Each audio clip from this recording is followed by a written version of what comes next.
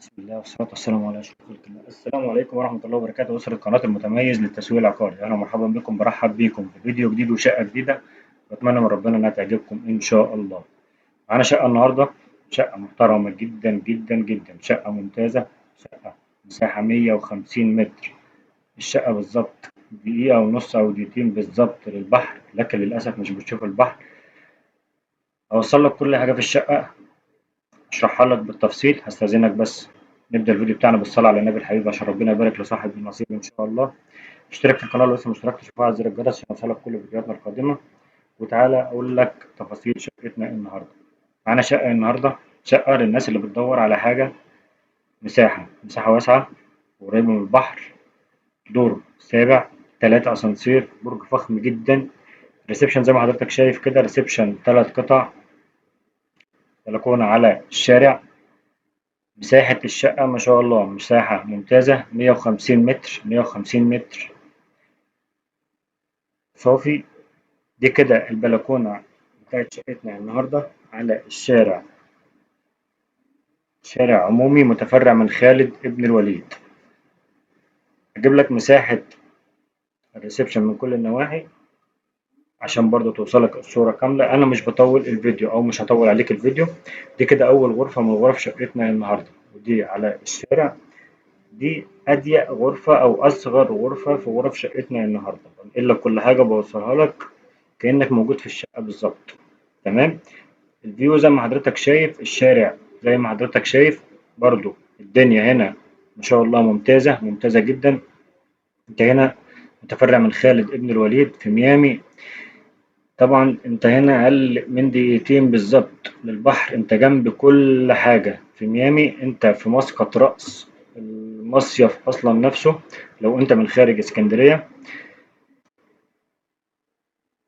نيجي هنا كده لطرقة التوزيع. أول ما نخش طرقة التوزيع هتلاقي المطبخ على يمنا. طبعا دي مساحة المطبخ، مساحة المطبخ مهولة ممتازة ما شاء الله. وفي بعض النماذج في العمارة فاتحين المطبخ أمريكاني على الريسبشن، عامل شكل كويس جدا وشكل ممتاز. دي حاجة ذوقية ترجع لك أنت.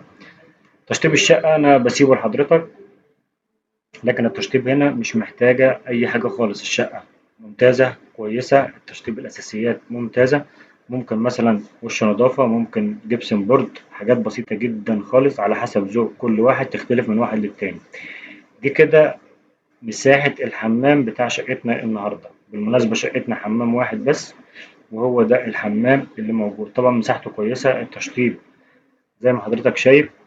أنا سايب لحضرتك الأرقام على الفيديو وظاهرة معاك طول الفيديو عشان اللي حابب يتواصل معانا يكون الأمر سهل عليه وما يكونش صعب. أو في ناس بتعلق لي كتير إن إحنا مش عارفين نوصل أو مش عارفين الأرقام عامة أنا بسيبها تحت الفيديو.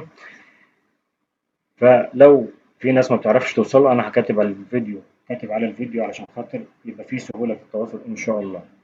دي كده الغرفة التانية في غرف شقتنا النهاردة، ودي كده الغرفة التالتة. الغرفتين دول بقى كده على منور، وده كده الشباك فاتح على منور.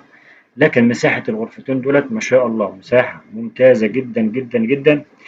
كل غرفة فيهم تشيل غرفة نوم مرتاحة، مش عايز أقول لحضرتك تشيل غرفة ونص أو غرفتين نوم مع بعض، لأن الغرفة كبيرة جدا، مساحتها طويلة جدا، في فارغ كتير جدا.